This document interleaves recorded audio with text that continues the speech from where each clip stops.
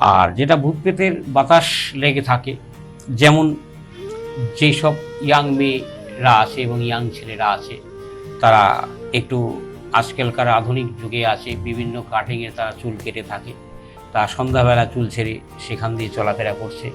হয়তো দেখা যাচ্ছে কোনো জায়গা একটু নির্ঝুম জায়গা, কিছুটা জঙ্গল জায়গা আছে, রাস্তার অনেক ক্ষেত্রে ফরেস্ট আছে, সেখান দিয়ে চলাফেরা করছে।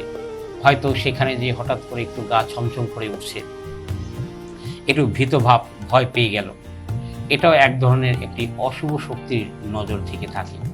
এটা বিভিন্ন অনুষ্ঠানে, বিভিন্ন চ্যানেলে আপনারা দেখে থাকেন যে নেগেটিভ শক্তি, অশুভ শক্তি বলতে একটি আসে। হয়তো সেই দিন থেকে সেই মেয়েটার একটু জ্বর চলে এলো, বা তার ভেতরে একটু ভীতভাব হয়ে এলো, এবং তার মাইন্ড ডিভাইড হয়ে গেল। আস্তে আস্তে তার পড়াশোনার প্রতি মনটা সরে গেল।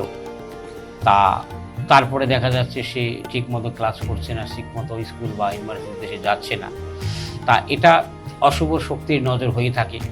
তা এই ধরনের ব্যাপার হয়ে থাকলে ওই একদিনের মধ্যে, 24 ঘন্টার মধ্যে এই ধরনের সমস্যা সলভ হয়ে থাকে।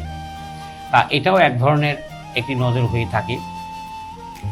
এবার যে আমরা যে বন্ধু বান্ধবের যে তার দ্বিতীয় ব্যক্তির ক্ষেত্রে এন্ট্রি হয়ে থাকে, সেটাও এক ধরনের নজর হয়ে থাকে। সেটা হিংসা পরায়ণ নজর যেটাকে বলা হয়ে থাকে। সেটা গ্রহ নিচস্থ পরিস্থিতি অবস্থার সমন্বয়ে, অর্থাৎ সে নিজেও ভালো থাকবে না, অপরকেও ভালো থাকতে দিবে না, নিজেও সুখ পাবে না, অপরকে সুখ করতে দিবে না। এটা মানুষের একটা হিংসা পরায়ণ নজর বলা হয়ে থাকে। তা এই ধরনের ব্যাপার আজকালকার এই কলির যুগে অ্যাভেলেবেল হয়ে থাকে। আর কলির যুগ হচ্ছে স্বার্থপরায়ণ যুগ আছে, কারণ স্পষ্ট যেটা গীতায় লেখা আছে যে ঘাট হবে অঘাট, অঘাট হবে ঘাট। বিভিন্ন জায়গায় পুষ্করিণী দেখবেন ভরে যাচ্ছে, বিভিন্ন নদীর চর পড়ে যাচ্ছে। আবার যেই জায়গায় নদীর নেই, সেই জায়গায় দিয়ে নদীর স্রোত নিয়ে ভাঙন করে বিল্ডিং টিল্ডিং ভেঙে যে সেইখানে নদী তৈরি হয়ে যাচ্ছে। অর্থাৎ যে সম্পদ আজকে আপনার আছে, কালকে অন্যের হবে, পরশুদিন